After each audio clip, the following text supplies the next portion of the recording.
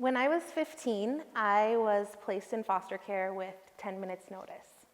I had no idea who I would be living with, how long I would be there, or where I would be staying, and was given no choice or voice in the matter.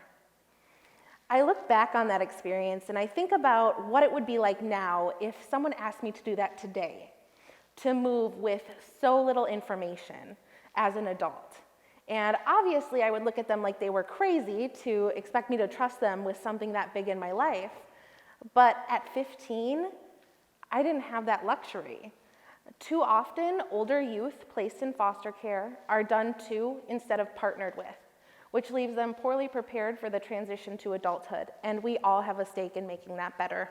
A study out of MIT found that youth on the margin, so youth who could be placed in foster care or could remain in their biological homes, where they had experienced abuse or neglect, actually fared far better when they remained in their biological homes than when they were placed in foster care. And this is a terrible statistic for me to quote because I'm not at all suggesting that we should just leave youth in abusive and neglectful situations.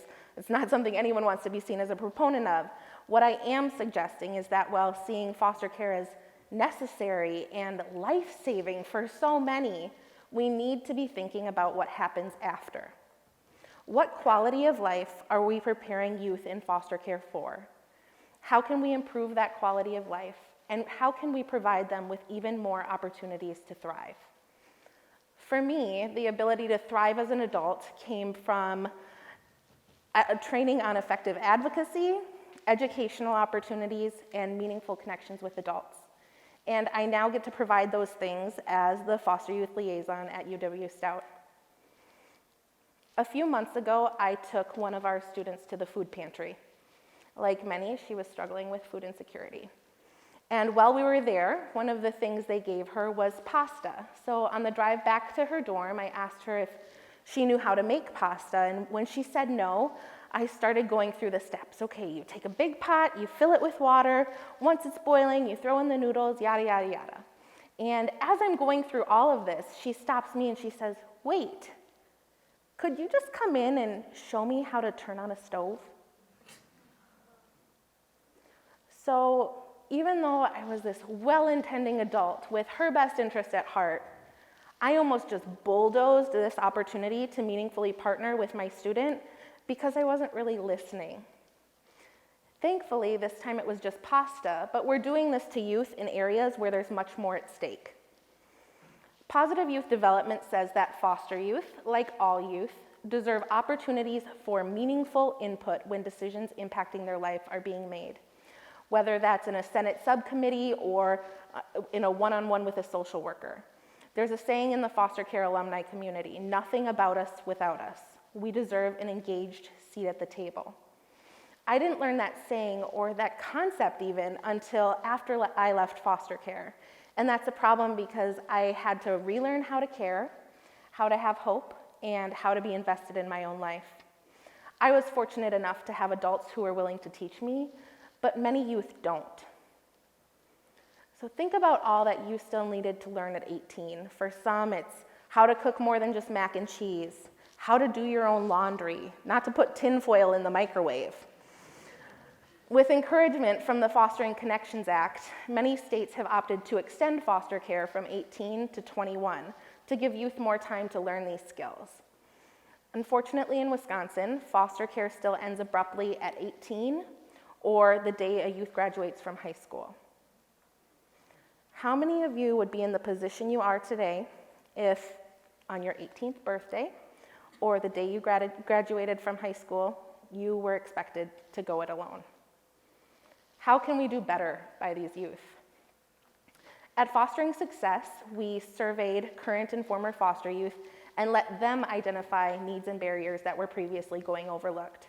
They saw things like access to a linen closet for back-to-school essentials, an emergency fund for if their car breaks down or there's material fees associated with the class that they didn't expect, a community of support with other youth from a similar background. All of these things let them change the course of their own life. As communities, it looks like sending "how are you doing" text messages and taking a youth driving for the first time, having an open door, taking youth to appointments, looking over medical bills. To those in the audience who are parents of college-age students or teenagers, this probably seems really familiar, but the problem is systems aren't families, and that's where we need communities to step up. I'm convinced that if communities are made aware of this population, that they'll adapt to fill in the gaps, and that's what we've seen happen here. We have a laundromat who's donating services since our students don't have a home to schlep their laundry to on the weekend.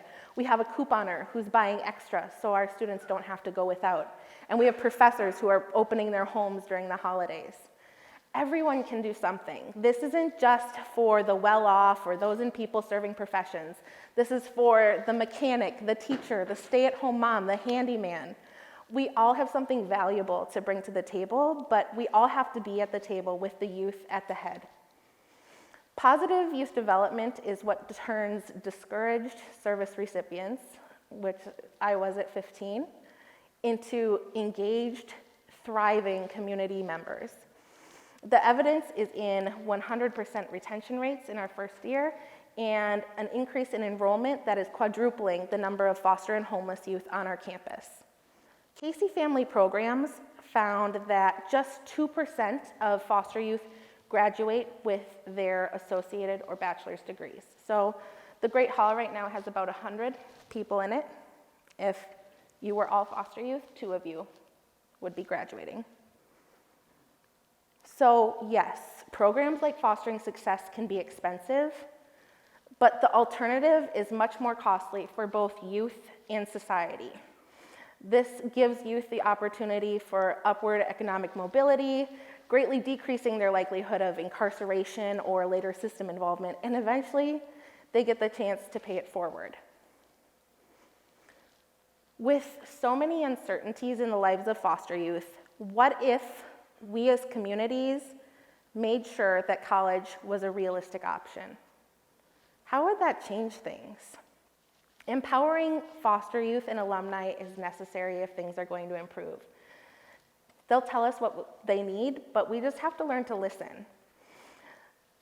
Get involved, volunteer to send care packages, start a support program on your campus, start a scholarship fund, adopt older youth from foster care, volunteer to mentor. This is good for communities, it's good for taxpayers, and it's good for individuals. I was given 10 minutes notice when my life changed forever.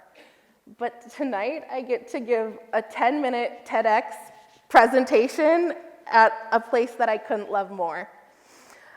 When communities do more, when people who aren't obligated to step up to the plate, we as foster youth can do more.